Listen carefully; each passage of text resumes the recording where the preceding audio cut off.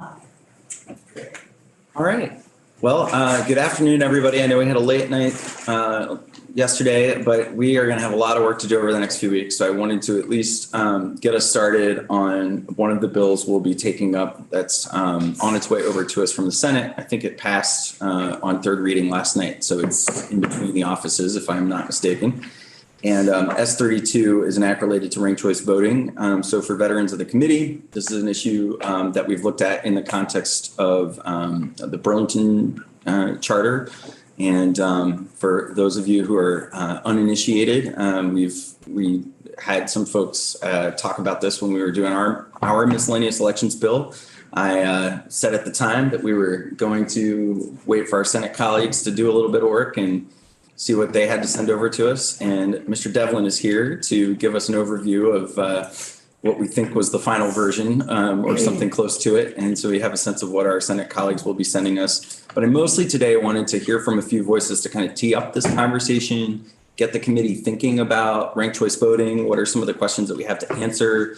The differences between municipal elections and statewide, and just some of the sort of high level. So maybe more of a 30 to 10,000 foot overview today before we head out for the weekend, so that ranked choice voting is something that we feel like we've seen a little bit of before we dive in over the next couple of weeks. So with that, turn it over to Tim and have him give us a little overview. And I think you posted a bill overview for us to look at.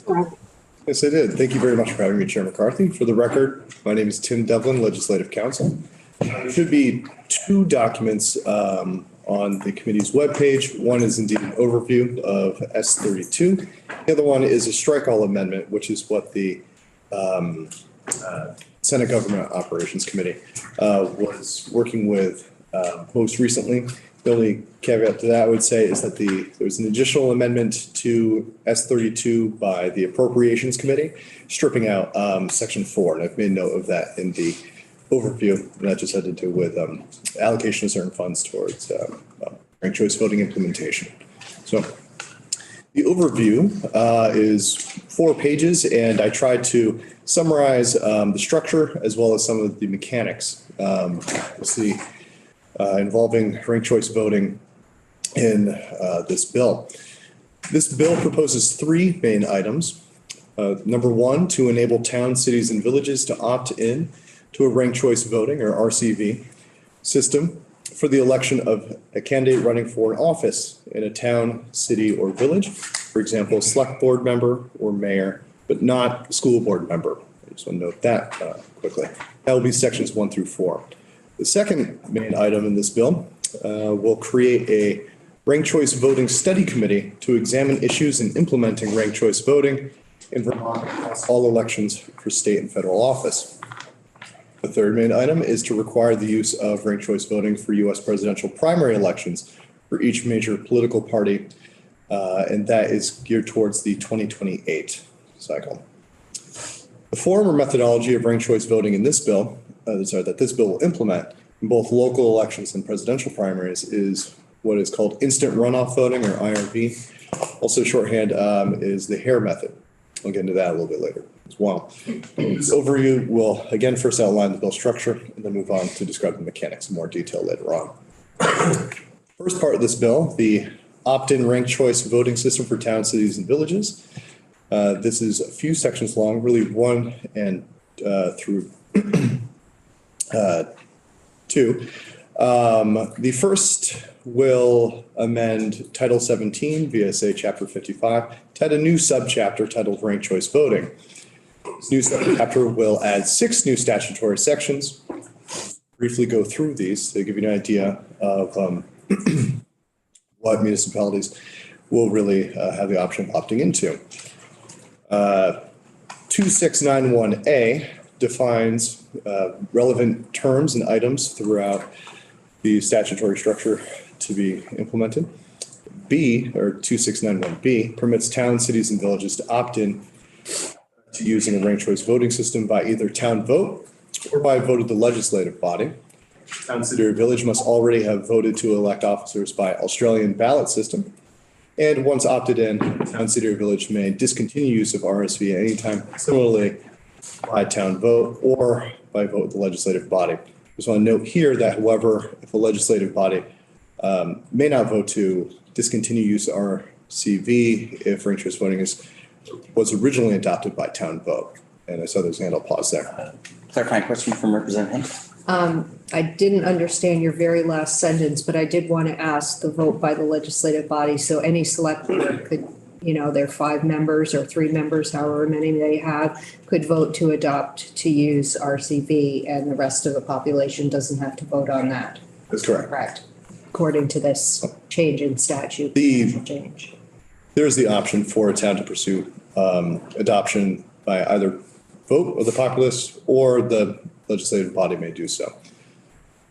And the last thing you said was something about the legislative body could not, and I missed the concept that you were trying to make, the point. Sure, I can reiterate that. Thank you. So once the city has adopted ranked choice voting, town, city, or village may discontinue the use of it anytime similarly by a town vote or by vote of the legislative body. However, legislative body may not vote to discontinue RCV if RCV had originally been adopted by town vote. Could it be vice versa, though? The legislative body voted to adopt it, but the town could vote to discontinue it? Thank you. And Tim, the authority we're talking about here with this municipal section, does it just cover the town, city, or village's offices? Yes. Yeah. So no special questions. School boards are not included here either. Really, offices that you'd elect somebody into. Let's see. Like I said, select board member, city council member, mayor, clerk, if that's provided. If not appointed, those offices, yes. Jumping back into the structure here in section 1, new section 2691C describes how ballots must be formatted. 2691D describes the process of ranked choice voting tabulation. And this is really the meat of what folks really kind of think of when they think of how does ranked choice voting work and what does it entail methodologically. In essence, if there are more than 2 active candidates, the active candidate with the fewest votes is eliminated. And the votes for the eliminated candidate are transferred to each ballot's next ranked active candidate, and a new round of tabulation begins until there are 2 or fewer candidates. And the candidate with the most votes is declared the winner of the election. And this process, again, is described in more detail below. 2691E describes the results reporting requirements, which will include vote data in each round of tabulation in addition to final results. 2691F enables towns, cities, and villages to enact additional ordinances for the purpose of the proper and efficient administration of RCV systems at the local level. Pause there before moving on to summarize section 2. Don't see any hands up so far. We'll have a lot to learn about what all that means, but. Indeed. Yep. Section 2 states that a town, city, or village may only use the ranked choice voting system beginning at, on 2024 annual meeting day. Nevertheless, a town, city, or village may vote to adopt ranked choice voting before then, but may not use ranked choice voting until, again, the 20. Okay. Just checking here. I apologize, I skipped this in my summary, but there's a section 3. It entails voter and presiding officer education. And this is just a brief section, it's just 5 lines long. Just read it out loud. The Secretary of State shall make available to voters in a town, city, or village who's adopted ranked choice voting information regarding the ranked choice voting process and provide to presiding officers in the town, city, or villages training in order to assist them in implementing the process. I'll go back and insert that in there and provide an update.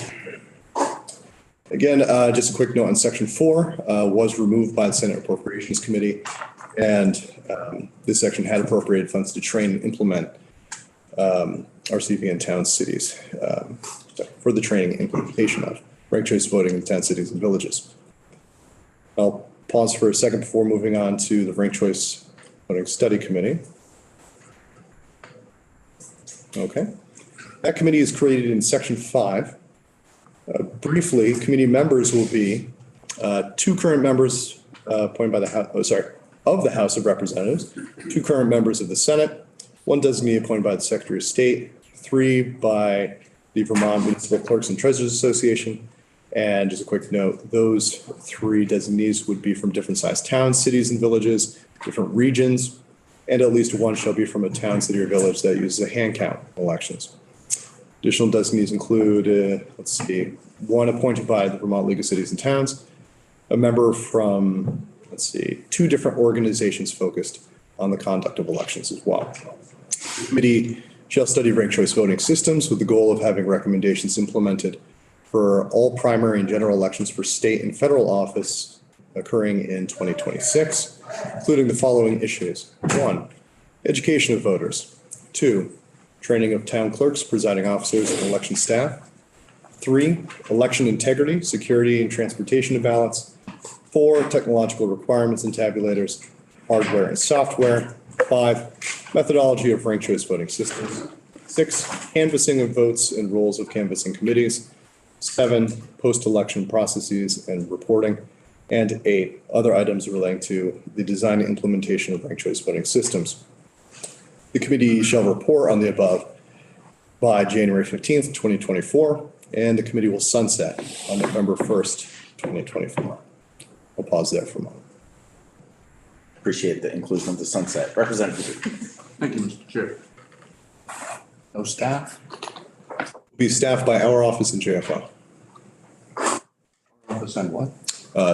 joint fiscal. Okay.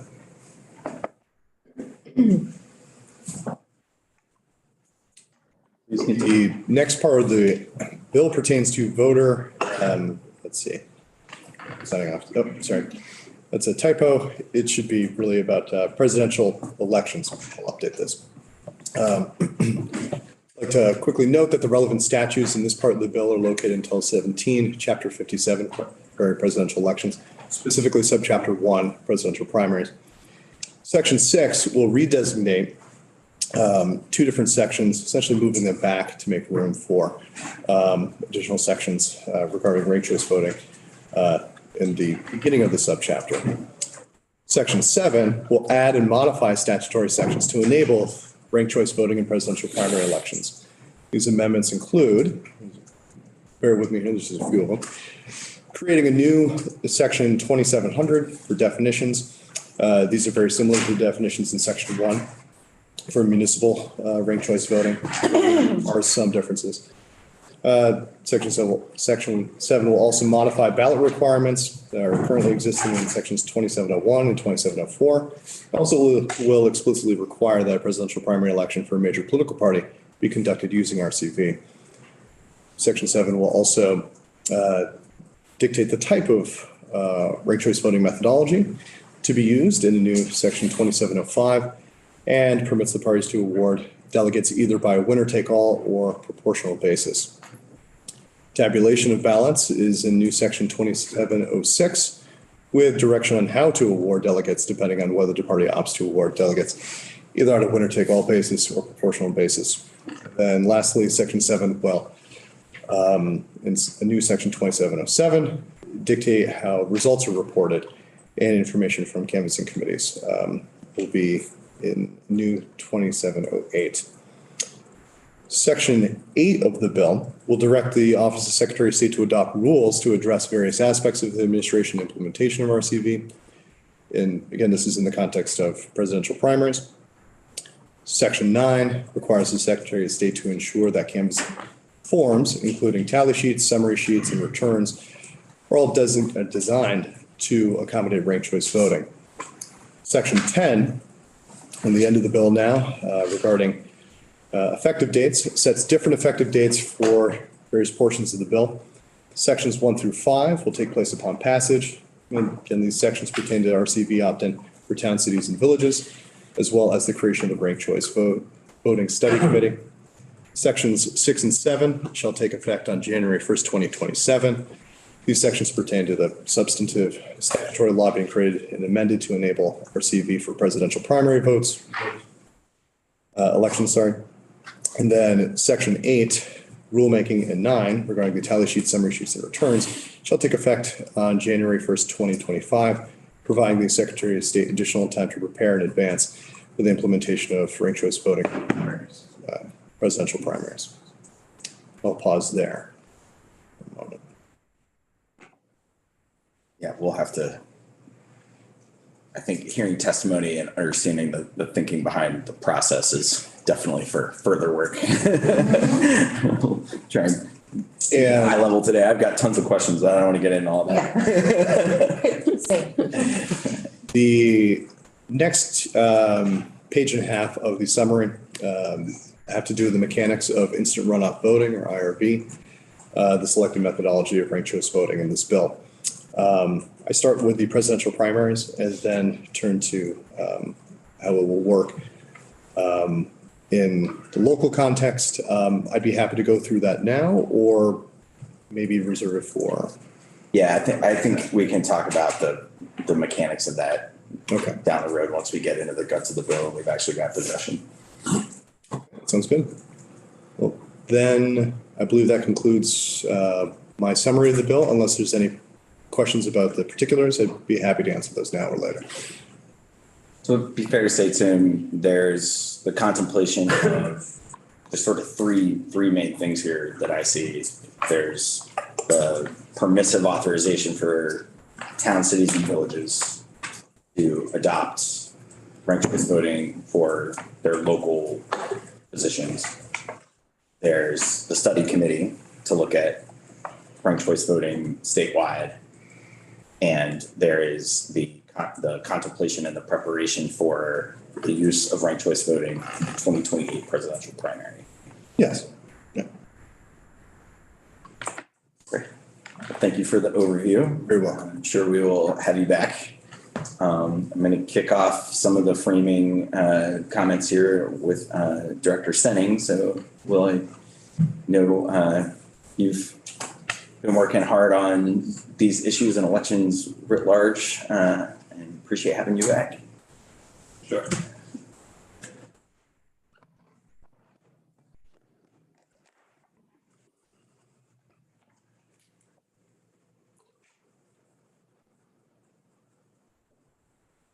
Making sure I have Tim's documents here. So it's the 3.1, right, Tim? Yes. Yeah. That's right. Thank you for having me. Good to see you all again. It's been a couple of weeks. Hope everybody's hanging in there.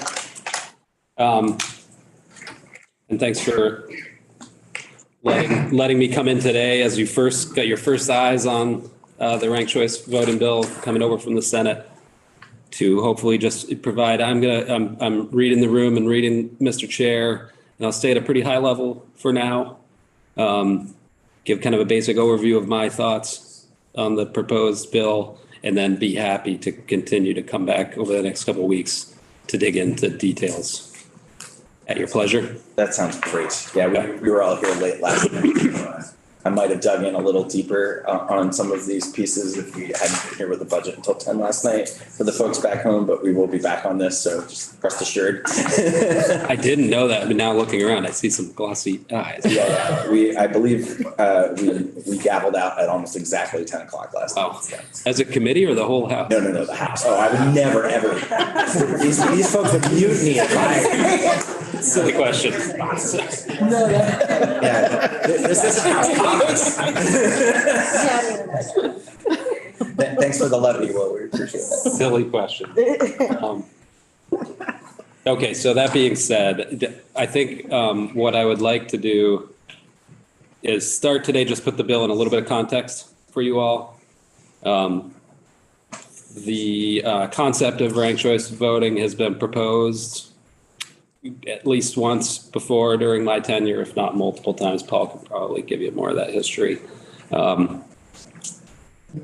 And considered and never adopted. We do not apply the ranked choice voting system to any elections in Vermont other than, to my knowledge, via the Burlington Charter at this point, which, as you know, was adopted in Burlington a number of years ago, then repealed and has recently again been reenacted. I think that bill came through you all. So what is proposed in this bill, which is adoption of ranked choice voting for the presidential primary? I wanted to be clear, Chair McCarthy, just now you characterized it to Tim as contemplating ranked choice voting for the primary, but this very certainly mandates that it will be used in the 2028 presidential primary. And so it's adoption of RCV for that particular election. As Tim summarized, also the creation of a study committee to consider the adoption of ranked choice voting in other elections for other offices and primaries and general elections around the state. So adopting it for the presidential primary in 2028 and consideration of it for other elections via the study committee really represents a fundamental change to the way elections are administered in the state. I want the committee just to understand and take very seriously what's proposed in the bill. And so why is that? Ranked choice voting really presents a new method of calculating results, right, for elections, of both voting on the front end for the voters and how those results are processed and calculated after the election, once the ballot box is closed. Results in a ranked choice voting election will be delayed. The ultimate certification of the elections will take longer than it does currently, not under a ranked choice voting system. I think we can be assured of that.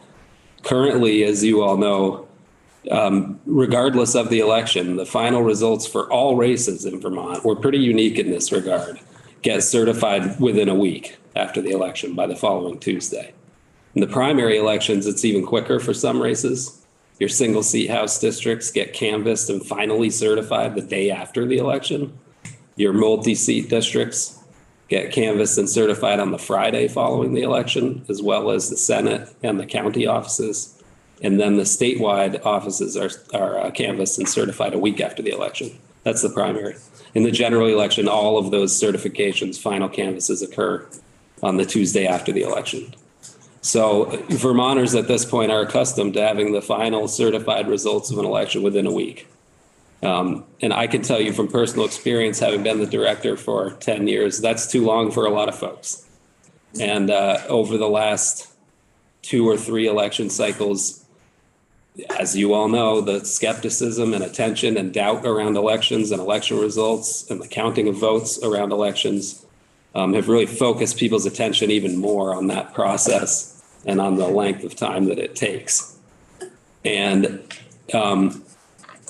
for example, specifically, right, with any changes that occur in those results over even that short week time frame. So as you guys all know, we report results on election night. That me and my office and all of our communications do everything we can to make clear are unofficial and subject to change. You know, somebody can slip and plug in 800 on an election night return when it's meant to be 80 for the votes that you might have received in a given town. And so those can and do change over the course of the next, like I said, in the primary, maybe it's 2 days to when the final canvass is, or a week. But as the election night results submitted by the clerks and the other local election officials are made official, so for all of these elections, primaries and generals, I should have noted, they have 48 hours to then submit their official return of votes. And it's not uncommon for small changes to happen between the election night result and the official return. It's fairly uncommon for any ultimate result to change, for a winner to flip from what was seen on election night to what's officially reported. But it does happen, and it creates doubt and skepticism, whether warranted or not. And again, no matter how much I try to explain to people that process and why you can see small changes. So I just think that's a long but important way of saying that I think it's really important as we think about ranked choice voting to think about the perception of our election results, the finality of elections, and acknowledge the fact that it's going to take longer and that there's a very real and increased possibility that the person who appears to have won on election night may not ultimately win when the final result is certified. I mean, that's the nature of the system itself. Moreover, little mechanics, and this is some of what we'll get into in much more detail, and if the bill passes, what the study committee will certainly be looking at, is that following the election night and the initial reporting of what will start to be referred to as the first round of results, ballots and or data from the tabulators, right? We have towns that count ballots by hand in Vermont, about 100, and then another 140 that use tabulators. Ballots will need to be transported from those towns to a central location in order to perform the ranked choice voting results calculation. Ballots from the hand count towns and either in memory cards, which is the way that the data is pulled off of the tabulators from tabulator towns, if not the ballots from those towns themselves. The way that it is most likely to be occurring, and the ranked choice voting right now occurs in only 2 states on a statewide level for statewide elections, Maine and Alaska. The Senate took a lot of testimony from folks with experience with ranked choice voting at different levels of elections in their states, county and municipal elections, for example. So Maine is probably our best example in that they also, they have the same system, which is to say that there are towns in Maine that use tabulators and towns that use ballots. Hand count. Excuse me, everybody uses ballots. They have to centrally transport all of their ballots from those remote town locations to process them in Augusta at the state capitol. They have a unique relationship. Their Secretary of State's office is actually, it's not too unique, it occurs in some other states, is also oversees the DMV. And so it's interesting, my initial, when I started to learn about Maine, I was told that they use the state police to transport the ballots from these towns. And it is in a sense, but it's, I believe, like like the DMV enforcement trucks that you see on the interstate. It's that body of folks in Maine, but the Secretary of State's office oversees them. So it was really easy as a logistical matter to say, send out my DMV trucks to go pick up the ballots.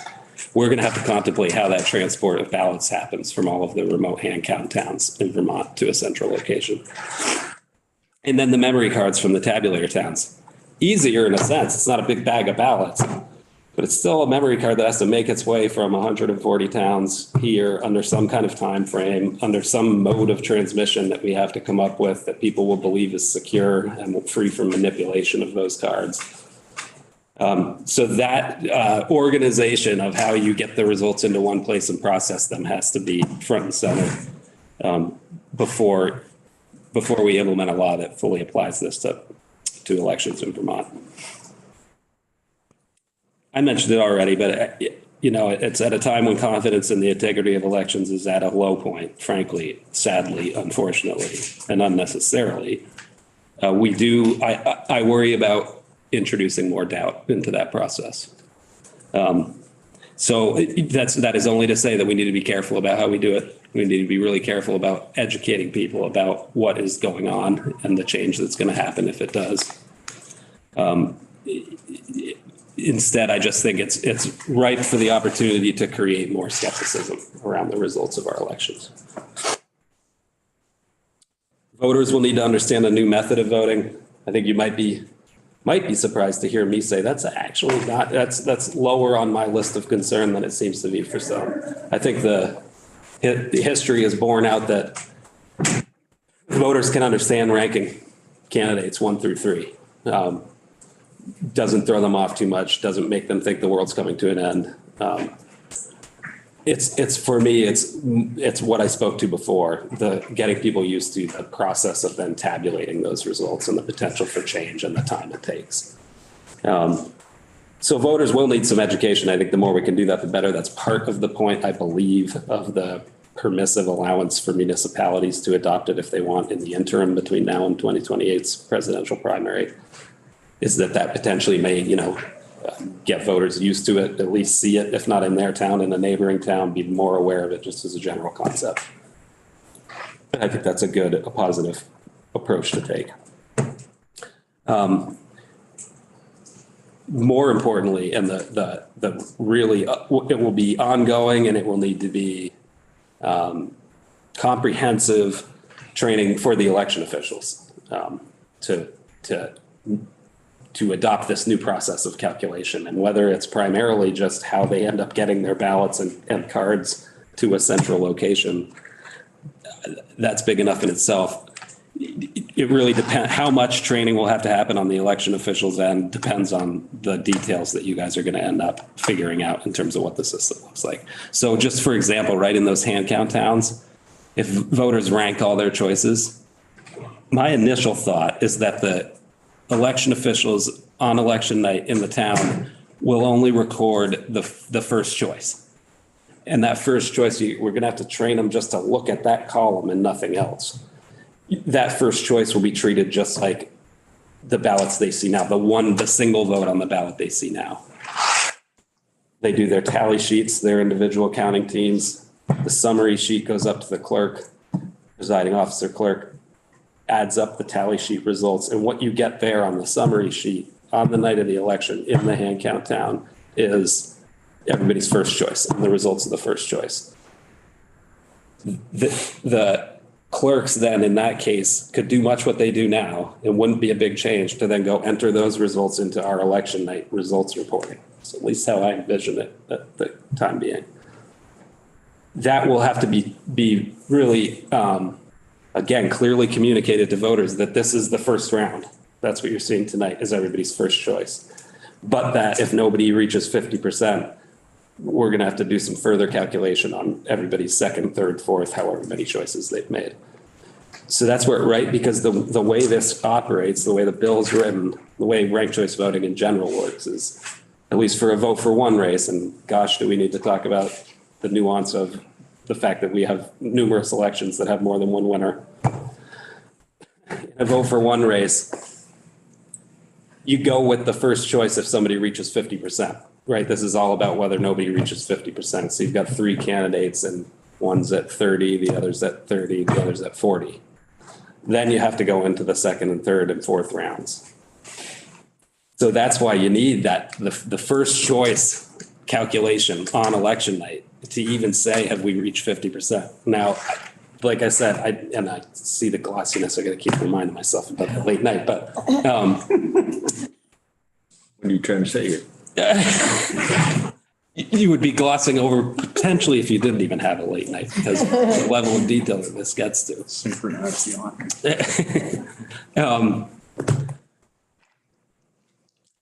I still need to think about, right?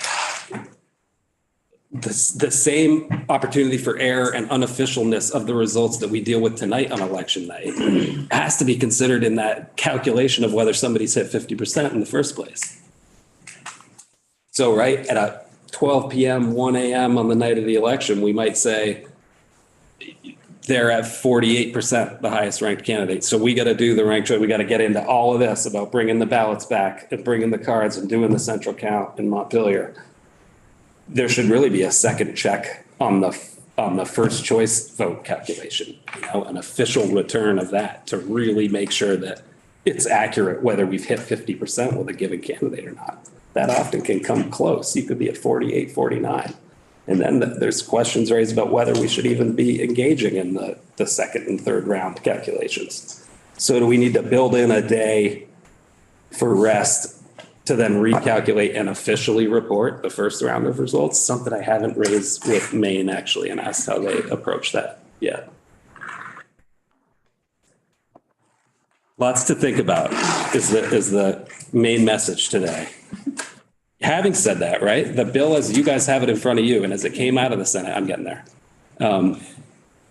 is much improved from the first draft that went into the Senate. So the bill that came into the Senate actually contemplated us implementing this system of voting next year in 10 months at the presidential primary. That was pretty divorced from reality. And thankfully, the Senate committee recognized that pretty quickly and instead put the time frame to 2028. That, on the other hand, is ample time. I need to be intellectually honest. I think that's plenty of time to figure out the system for a presidential primary.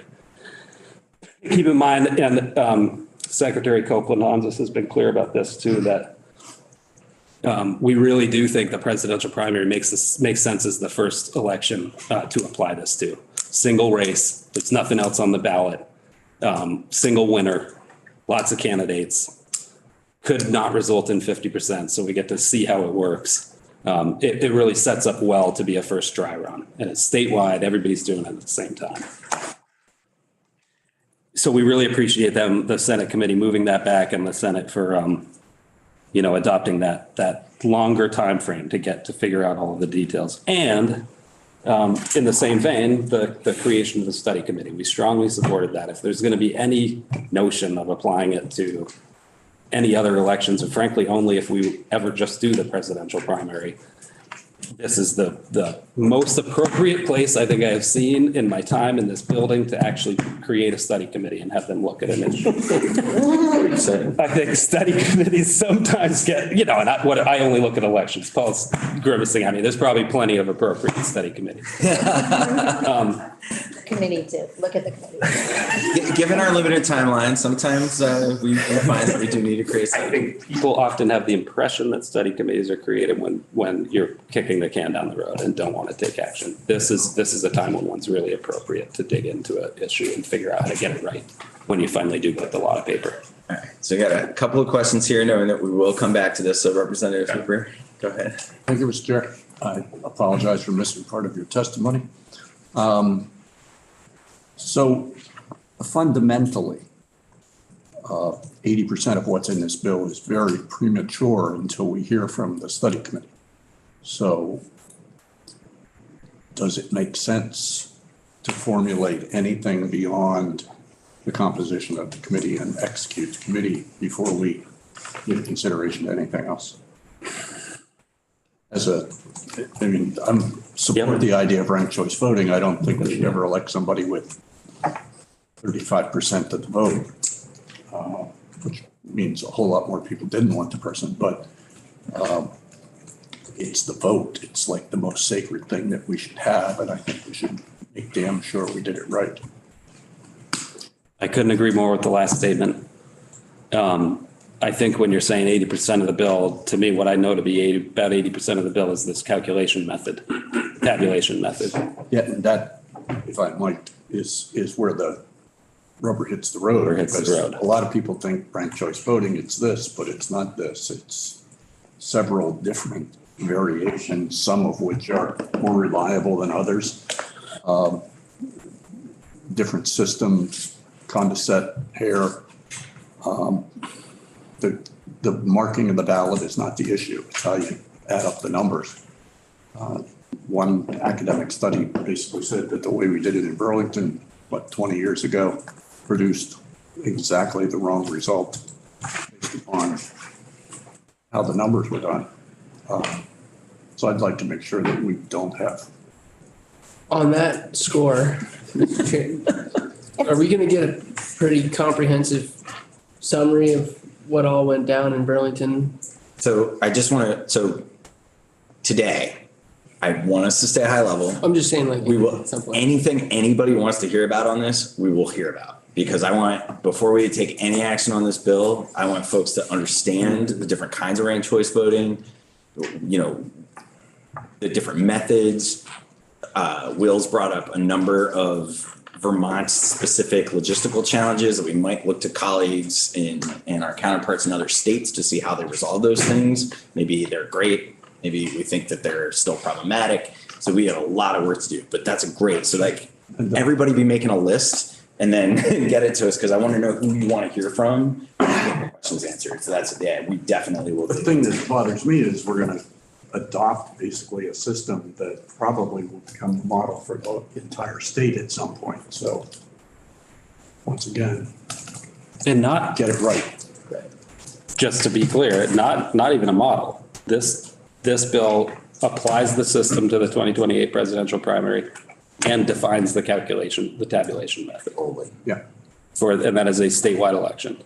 So in response to your specific question, Rep. Hooper, I did testify to the Senate committee that it was my personal opinion that the method of calculation should be something that is subject to study in the committee.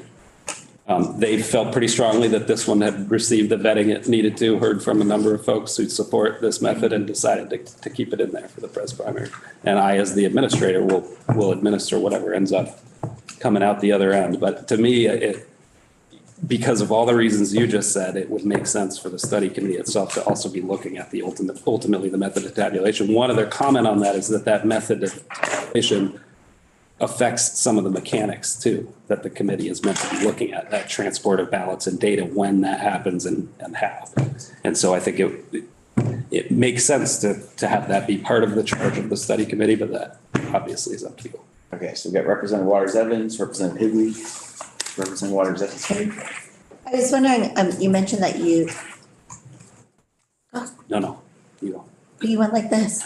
I don't want you to lose it. There was an or on that last thought. Say it. Or I would encourage the committee to take a lot of testimony about the method of tabulation over the next month and make sure that you are confident that what ends up being on the paper, if you're going to do that before the study committee, just to inform yourselves about the implications of the various methods.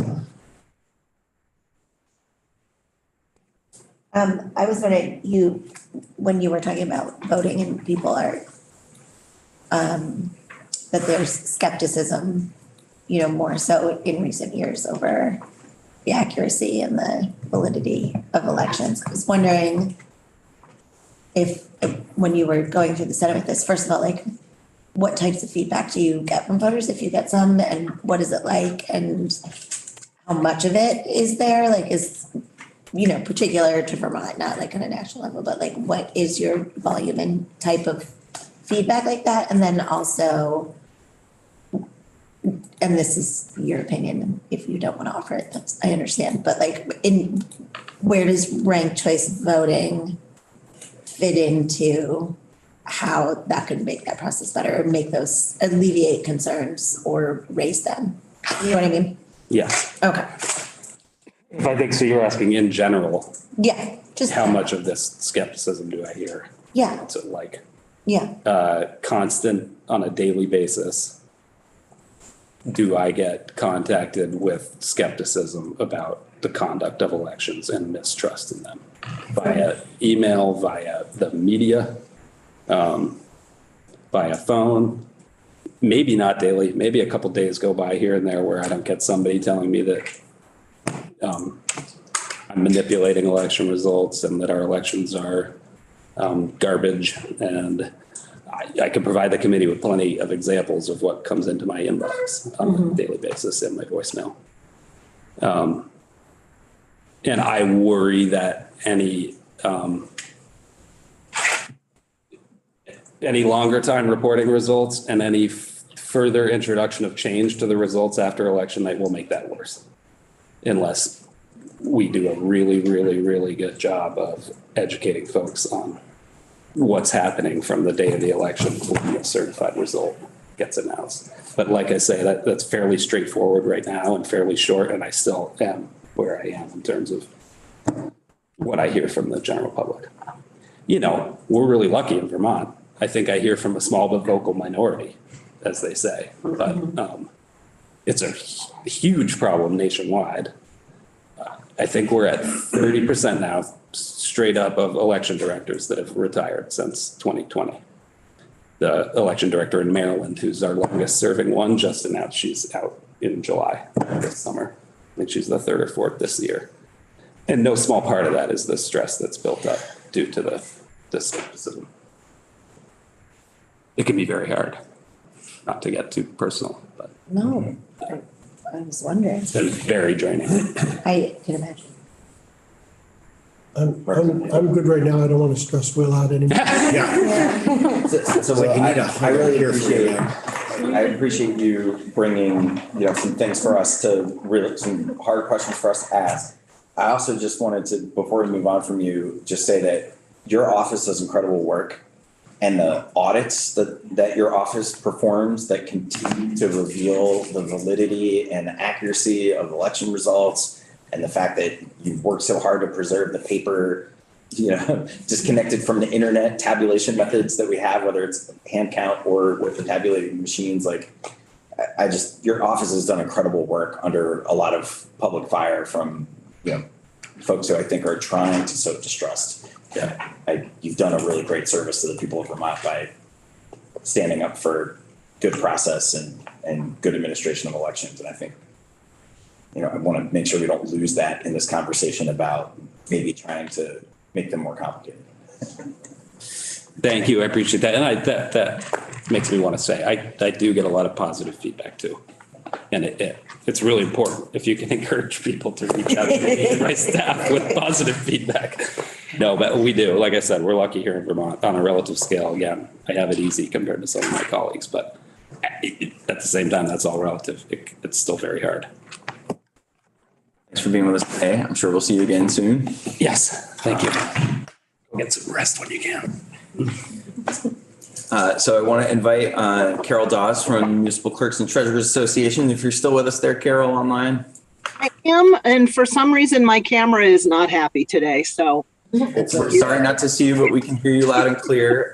So we are trying to stay high level today. I know we couldn't resist getting into the weeds a little bit with some questions, but would love to have the clerks and treasurers perspective on the ranked choice voting conversation as it's coming over to us from the Senate.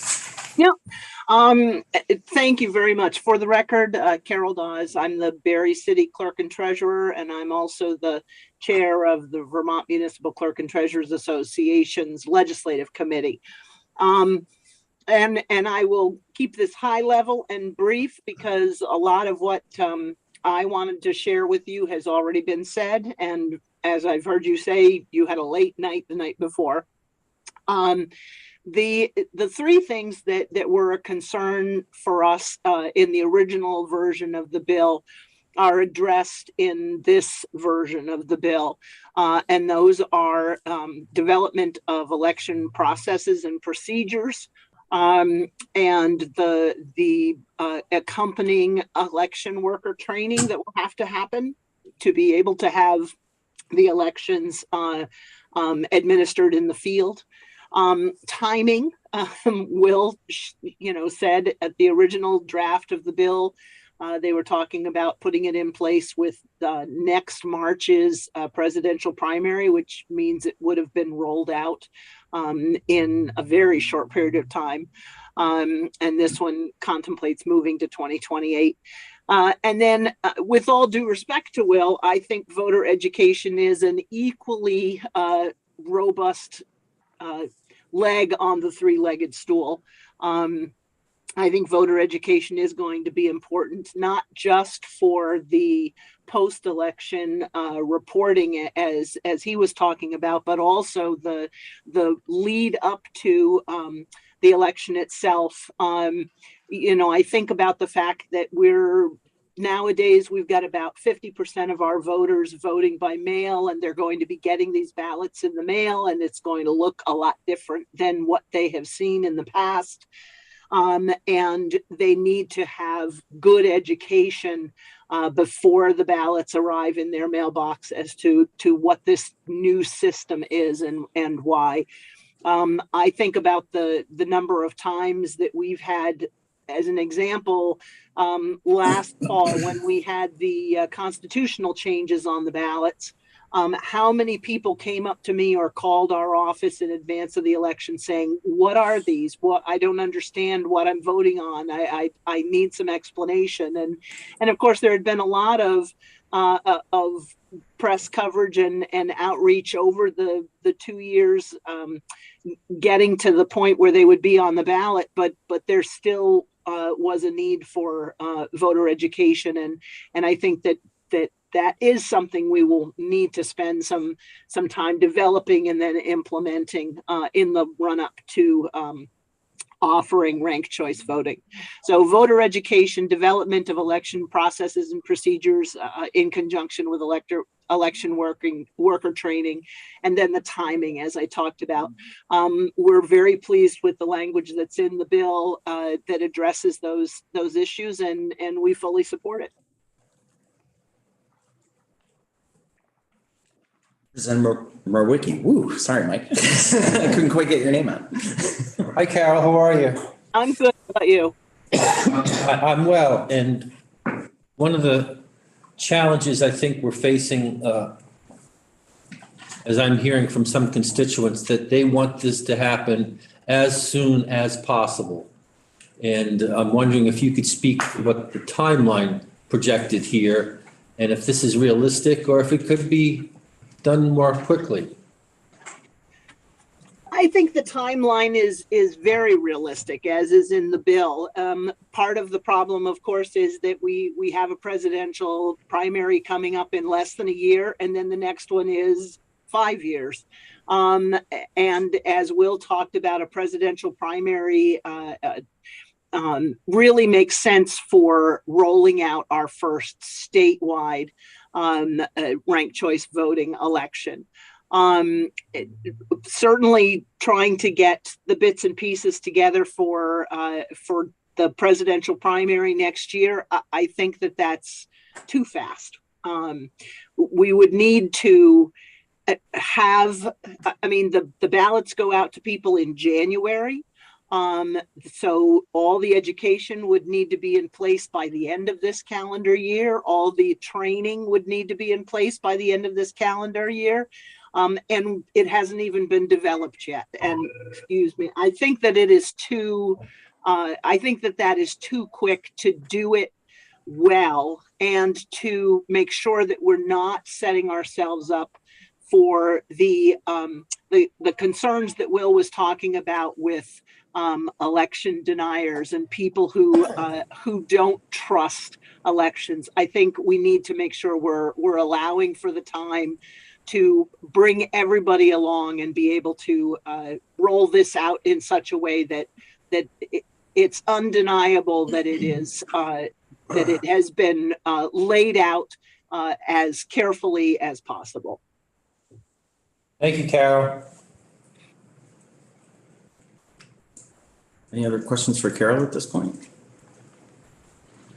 All right, well, Carol, thank you for being part of this conversation and for sort of echoing and also giving us a little more flavor on some of the comments that Will had about the bill as it's coming over to us from the Senate. And we will definitely keep you in the loop and ask you back as we start to develop our own thoughts and questions about this proposal. I look forward to it. Thank you so much. So next I want to invite Paul Burns from VPIRG to join us and share your thoughts. And Sam is going to come after you, or would you guys like to? Come right after, if that's okay. That's perfect. Thanks for being with us. Thanks very much, Mr. Chair. Members of the committee, for the record, my name is Paul Burns. I'm the Executive Director of VPIRG, the Vermont Public Interest Research Group. It is my pleasure to speak to you again. I had the opportunity to speak to you briefly earlier this year, so I'm not going to repeat all of the VPIRG's history of engagement on these issues, but suffice to say we have been deeply involved. VPIRG has been around for 51 years, and democracy issues, campaign finance reform, disclosure, registration issues, et cetera, ways of making it easier for people to participate in the process. These have all been significant priorities for us over the 5 decades that we've been around, and certainly for the 2 decades plus that I have been here. This is my 23rd legislative session, and so again, I've had the opportunity to testify in front of this committee a number of times before. And I love democracy, so it is always a pleasure to come back. My focus today is obviously S32, and you've heard about what is in this legislation already. I would love to talk about details of this too. I'm not going to get too deeply into that right now, though, to spare you some of that is not necessary at the moment. I will say we were one of those who hoped that ranked choice voting, the opportunity to rank your candidates in order of preference, could be in place for the 2024 presidential primary. We heard the testimony from the Secretary of State's office and from the clerks and recognized that it would be faster than is reasonable to put it in place for the 2024 presidential primary now.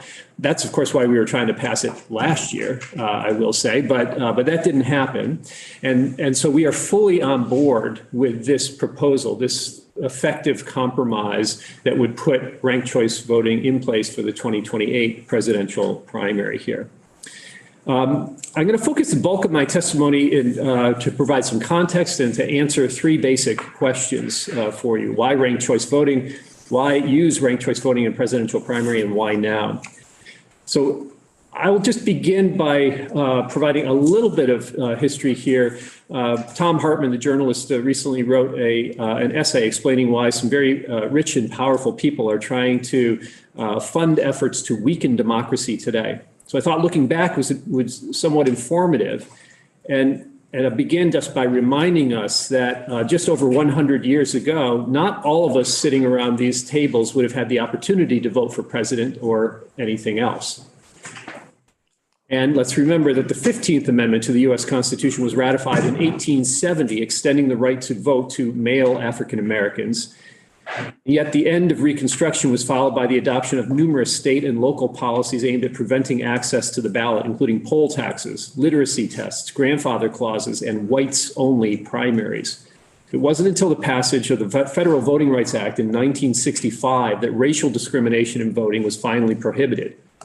But the roots of the problem go back even further. Consider the British philosopher Edmund Burke, today considered the father of conservatism. In his time, in the 1700s, he was a member of Parliament and a strong opponent of the French Revolution. American revolutionary Thomas Paine visited him in 1793 on his way to go get arrested at the French Revolution, which Paine, of course, supported. Tom Hartman explains this visit this way. Burke was defending, among other things, Britain's restrictions on democracy, including limits on who could run for office, and the British maximum wage. That's right, the maximum wage. Burke and his contemporaries in the late 1700s believed that if working class people had too much money, they'd have enough spare time to use democratic processes to challenge the social order and collapse the British kingdom. Too much democracy, Burke believed, was a dangerous thing. Dangerous to nations and a violation of evolution and nature itself. Summarizing his debate with Paine about the French Revolution, Burke wrote this, and let me just quote briefly. The occupation of a hairdresser or of a working tallow chandler, which is a candle maker, cannot be a matter of honor for any person, to say nothing of a number of other servile employments. Such descriptions of men ought not to suffer oppression from the state, but the state suffers oppression if, such as they, either individually or collectively are permitted to rule by voting. If you think you are combating prejudice, he says, you are at war with nature. That's why Parliament passed a law making it illegal for employers to pay people over a certain amount, so as to keep wage earners right at the edge of poverty throughout their lives. It was explicitly to avoid too much democracy and to preserve the stability of the kingdom. So what does any of this have to do with ranked choice voting in Vermont? Okay, fair question. Democracy is not to be taken for granted. As many have noted, it is not a spectator sport. It's a participatory event. And if we fail to participate, we have no democracy. My point is, our nation has not yet achieved its great promise, and we have to keep working to improve it and to make sure that we have policies in place so that we can hear from as many voices as possible. Too often, our races today are dominated by candidates who don't seem to look or sound like the voters who have a chance to vote for them. They are waged in highly partisan or negative ways and won by somebody who doesn't even have a majority support. But that can be changed. And that's why, these are some of the reasons why I think our voting participation rates, while high by national standards, remain far lower than we'd like them to be. In the 2022 midterm election here, we saw a record-breaking turnout. About 292,000 Vermonters casted ballots, 60% of eligible voters. In the 2020 general election, featuring Joe Biden versus Donald Trump, more than 367,000 Vermonters cast ballots. That was the first COVID election, the first time that ballots were automatically mailed to active voters. So that was a 72% participation rate. But even at a record-breaking year, we had at least 100,000 Vermonters who were eligible to vote who did not do so. I think ranked choice voting can help by giving voters more choices and a stronger voice in elections. By giving them the option of ranking candidates in order of preference, you would be empowering voters. And I think that is something that will help to encourage participation and strengthen voters' interest in the elections process. In winner-take-all elections, like races for Congress or governor, for instance, ranked choice can reduce the aggressively partisan and highly negative campaigning that we often see. When used in primaries, it can contribute to political party cohesion, as candidates who are appealing for first and second choice votes are less likely to personally vilify opponents. Across the board, voters say they prefer less negative campaigning. And again, a less combative process may draw more candidates in. For instance, the extensive research conducted by organizations like Fair Vote and Represent Women indicates that ranked choice voting can help women and candidates of color have a better chance to both run and win in elections. RCV can strengthen public faith in the political process by producing majority winners. After all, it's a basic tenet of democracy that the person who wins the election should have the vote of a majority of voters. Of course, that's not always the case today when we have plurality winners. So in general, we see ranked choice voting as a highly effective next step for Vermont to take to further improve our democratic process. And in the only place where Vermonters have recently weighed in on ranked choice voting, it's been very popular. In 2021, Burlington voters, 64% of them voted in favor of proposed charter change to use ranked choice voting in their city council races. And again, earlier this month, 64% again voted in favor of expanding the use of ranked choice voting in Burlington for mayor, school board, and ward elections officers. So why the presidential primary? I spoke of ranked choice voting addressing the spoiler issue in elections, but in the case of presidential primaries, we're concerned not only about the spoiler effect, but also the problem of wasted votes. So Sam, can we share the screen and just briefly, I have two slides here to show you. The first looking at the 2016 Republican presidential primary in Vermont. Remember, this was a fairly open primary at the start in 2016. I think there were something like 17 candidates running early on. In that GOP primary, all candidates in Vermont, the way that's run, all candidates who win at least 20% of the vote receive a proportional share of the delegates. If one candidate wins over 50% of the votes cast, however, that person gets all of the Republican delegates. Can't do it? Okay, so in Vermont's primary in 2016, Donald Trump won 32.5% of the vote. And the second place finisher, John Kasich, won 30.2%. So very close. They were the only two who cleared the 20% threshold for delegates, and they each got 8. But, and this is important, 2,266 Vermonters voted for candidates like Jeb Bush, Rand Paul, Chris Christie, and Carly Fiorina, each of whom had already dropped out of the race by the time the primary was held in Vermont.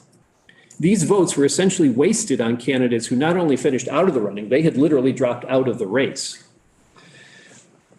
Approximately 20,000 more voters in the GOP primary cast their ballots for Ben Carson, who finished 5th, Ted Cruz, who finished 4th, and third place finisher Marco Rubio, who had 19.2% of the vote, just underneath that 20% threshold.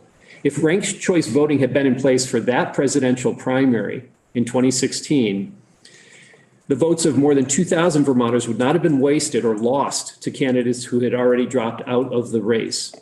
And as the second place choices of voters who were identified when the candidates with the fewest votes were eliminated, as those were recalculated, it's quite possible, even likely, that Rubio would have reached at least 20% threshold and qualified for delegates here.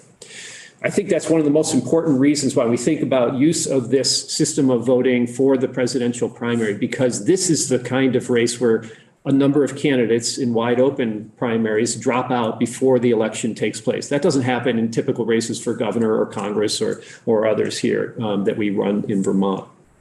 In the Democratic primary, we had similar turnout or a similar effect. In 2020, the most recent election, obviously Bernie Sanders was by far the top vote getter with 51% of the vote. Biden got 22%. But in that contest, nearly 7,000 Vermonters voted for candidates who ended up withdrawing before the primary took place here. So, you know, more than 9,000 Vermonters in these two presidential primaries ended up having their votes lost or wasted because they voted for candidates who weren't even in the race. Okay, why now? Let me just say, in August of 2022, the Brennan Center for Justice at NYU Law School wrote that, quote, over the past 18 months, there had been an unprecedented wave of anti-voter legislation introduced and passed across the country. In 2021, at least one bill with a provision restricting access to voting was introduced in the legislature of every single state in the country except Vermont. By early May of this year, nearly 400, this would have been last year, nearly 400 restrictive bills have been introduced in legislatures nationwide. And the situation hasn't gotten a lot better since. A survey released in January this year found that 8 in 10 Americans believed there is a threat to our democracy. And recent events suggest that the partisan divide could grow even worse. Why do we need reform now? Because we can do better for our own citizens. If history is any guide, there will be thousands more Vermonters who vote even in next year's presidential primary, voting for candidates who drop out before the primary takes place. I think we should make 2024 the last presidential primary in Vermont where voters are disenfranchised in this way. If you're looking for a better place to lead the way when it comes to reforming our democracy, I don't think you find it. I think Vermont is among the leading states already, and we have to look at the states right now to lead because this divided Congress is not going to be passing significant voter reform. So I believe that you will find a lot of public support for reform in our system here and a reform that will produce less negative campaigns, majority winners, fewer wasted votes in presidential primaries. And I think that you'll find a lot of support among Vermonters for it, and I think the system can work well and effectively. I'd be happy to come back. I'm going to invite Sam to, well, so can we show anything? We're not sure. So I just wanted to note, and I didn't want to interrupt your testimony, that I'm happy to have folks, because Sam had approached us about putting up a video presentation, but we don't allow props, don't allow people to broadcast, and just whatever the first slide was just a really big branded endorsement. So it was just up on the screen. So happy to have Sam present. I just wanted to make sure that it wasn't, that we weren't basically de facto creating a banner behind you just in violation of House rules. So that was a little thing happening behind the scenes. So sorry if that was. Okay. That's fine, obviously. And we wanted to just show, because Carol Dawes had raised the important point, and others raised as well, Will, the educational pieces that need to take place in order for ranked choice voting to work well and effectively. We were going to show a little bit about some of the work material that we have produced to help voters understand this process. And I think we can show how effectively that has worked in Burlington. So if you don't mind, 5 more minutes could show some of those things. Oh yeah, absolutely. So I want to give you a chance to testify, do the presentation. You're our last witnesses of the day, and I definitely wanted to. We'll have more opportunity, I think, to delve into some of the sort of specifics around ranked choice voting, how it works in different kinds of elections, and those kinds of things that I know you might want to weigh in on as we dig into the bill. But the time is yours for the next few. So please.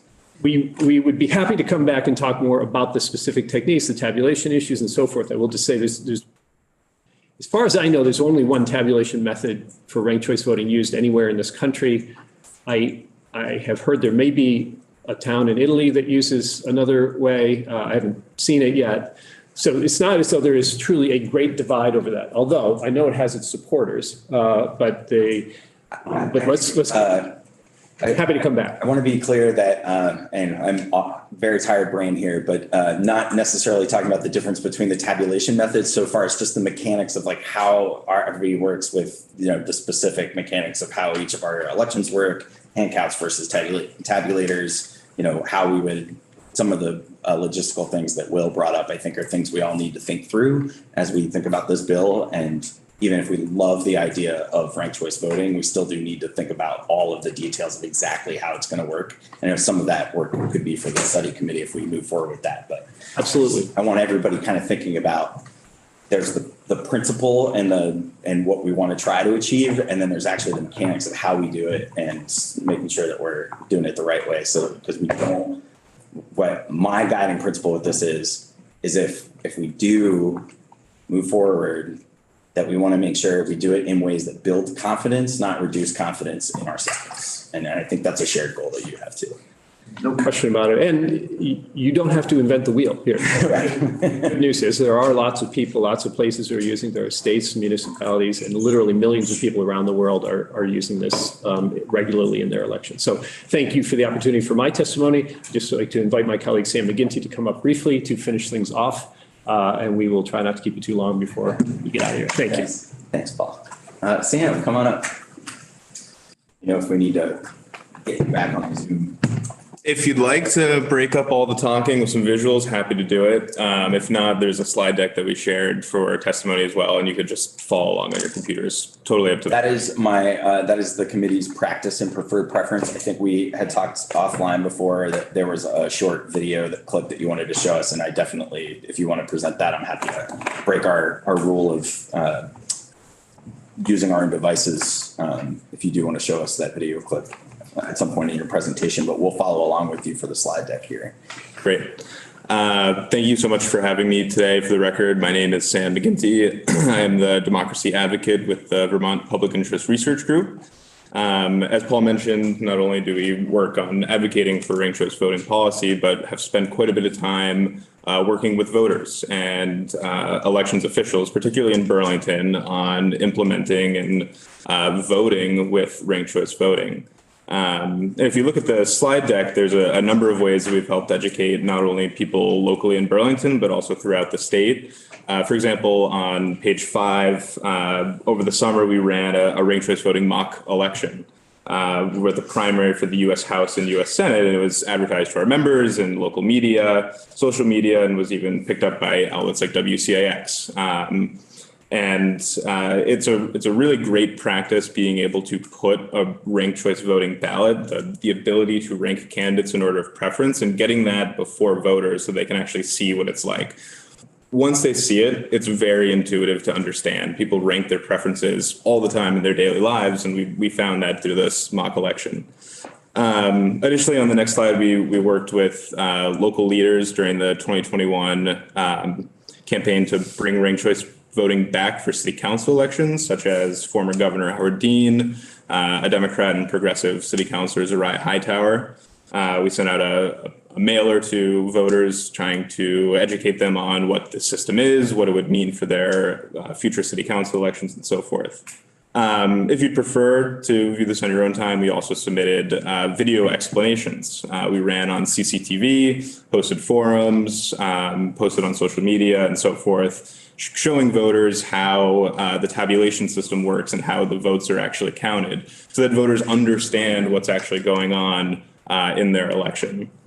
Additionally, we handed out leafleting materials during our door-to-door canvass for the special election in Burlington. The special election occurred in December of last year, and it was the first time that Burlington voters got to use ranked choice for city council elections.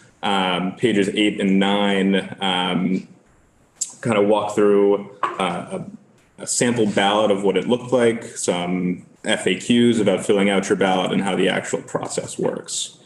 Additionally, we've run online mock elections featuring Ben & Jerry's ice cream flavors. Very heated debate on what people find as their most preferred ice cream. And it's another great example of just being able to get that ballot in front of voters. And then again, on this town meeting day in 2023, all Burlington voters got to weigh in using ranked choice voting to elect their city councilors.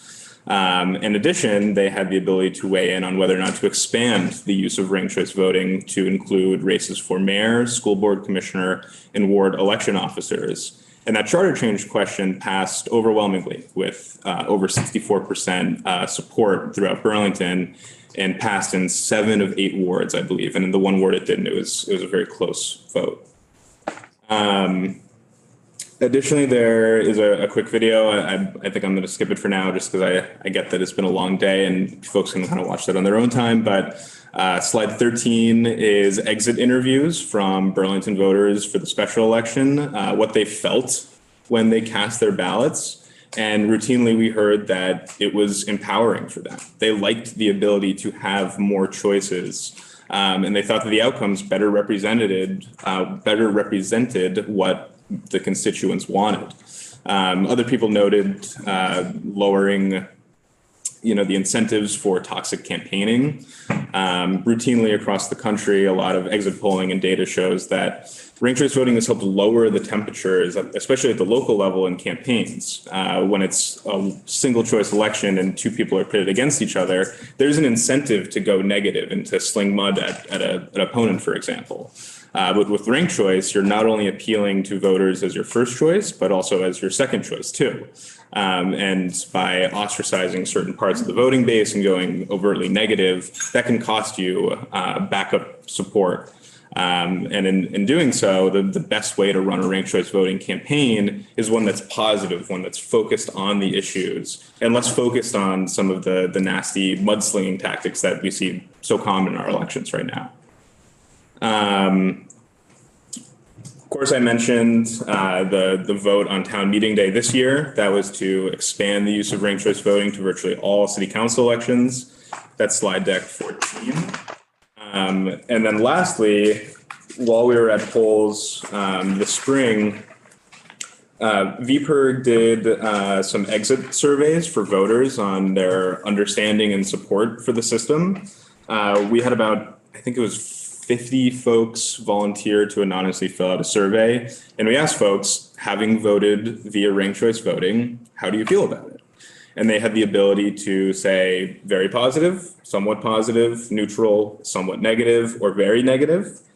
And 71.4% said that they felt very positive about using the system. And in total, 87.7% felt very or somewhat positive. Only 6.1% felt somewhat negative or very negative. Additionally, we asked how easy was ranked choice voting to understand, ranging from very easy to very difficult. And 89.8% of voters found that it was very easy or somewhat easy to understand, and 77.6% said it was extremely or very easy. 41% said it was somewhat difficult, but there was not a single person surveyed who found that it was very difficult to understand. Showing again that with voter education, voters understand how to use the system and what it means for casting their ballots. Lastly, we asked a yes or no. Would you like to see ranked choice voting used in more elections across the state, naming in particular the presidential primary or federal races? And some of that is touched on in S32, and nearly 90% of respondents said that they would be open to seeing it used in more elections throughout the state. So with that, I'll just wrap up and happy to open it up to more questions, and we can talk more about details later on. So before I go to Representative Hango, I just ask two quick clarifying questions about your presentation. One being, what was the sample size like on the survey? Like, how many people did you talk to? And then the other thing I wanted to ask was if any of the recent races in Burlington went to instant runoff, or whether they all got over 50%. Certainly. So neither of the races that ranked choice came into play in Burlington it needed to go to another round. So in the East District in the special election, there was a 3-candidate race. So voters got to rank multiple candidates. Mayor Brandt, the Democrat, won with a majority in the first round. So it was not needed to run to go to a second round. However, the city clerk in Burlington, Sarah Montgomery, who testified in the Senate, when they were doing the elections count, they wanted to just test the system and see how it would work. And they went to a second round and eliminated the bottom vote getter, the independent in this race. By all accounts, that process worked really smoothly. They were able to tabulate virtually instantly, and they had the results posted within an hour of the close of polls on election night in December. And then in the spring, there was one 3-way race that was won, I think, with nearly 80% for the Democratic candidate incumbent. So again, it did not come into play. And then the second question was on the exit survey. To be very clear, it was a non-scientific exit poll, just asking folks as they were coming out anonymously to fill it out. I think it was around 50 people who agreed to fill it out. Obviously, we wish we could get more, but people are only willing to stay for so long on a cold day during town meeting day. So, Representative Hango. Thank you. And my question was the location of the polls that were taken. Was it just in one polling place? We tried to set up at the location where ranked choice was in play, which was the South District. So it was 2 wards, wards 5 and 6. So those are the voters who are really ranking more than one if they prefer to. And that's why we want to focus there. Representative Rowicki, did you have a question? Yeah, just to follow up on that sample size, you said there were 50 people out of how many total? Voters? Yeah, 50 out of. I don't know the exact number that cast ballots in At those 2 districts. Yeah. Again, non-scientific, just. We actually will. I mean, I think it would behoove us to hear a little bit more about how it went in Burlington and to have the Burlington official who had testified in the Senate talk to us about that. So Representative Rowicki, that's a good question. We should learn a little bit more about, how many people voted, how did it feel, how did it go? And also, talking with folks like Carol and Will and other elections officials about the differences between 1 or 2 precincts versus, statewide races, and the logistics of that are going to be important for us to learn about. Representative Nugent. Just curious if there's ever been any statewide polling on this, or is it just from, is that the only opinion? Not that I'm aware of in Vermont, but there's been lots of statewide polling and exit polling across the country for the states that have used it or the cities that have used it. For example, New York City, the biggest city in the country, implemented ranked choice in 2021, and there's a lot of exit surveys from that. And again, I could pull up the numbers for you at a later date, but it was generally really positive. Representative Boyd? Kind of the opposite, but just wondering if you heard any criticism while polling. There were definitely some folks who, were around back in 2009, for example, and remembered using the system, having it be repealed and then brought back. And there was some confusion because it was called instant runoff voting then, and now it's referred to as ranked choice voting now. And so some people were interested if it was the same system, or if it was any different, so forth, so forth. That was some of the most common questions that we had on town meeting day. All right, seeing no more hands, this was a good first look at kind of what we have in store coming over in this bill from the Senate, and some of the big questions that we can all have rattling around in our brains. I encourage everybody to dig around and think a little bit, look at the video that Sam shared with us in your free time over the next few days before we get back to this at some point in the next week or so. We'll invite some more people in to talk to us about aspects of the questions that were laid on the table today.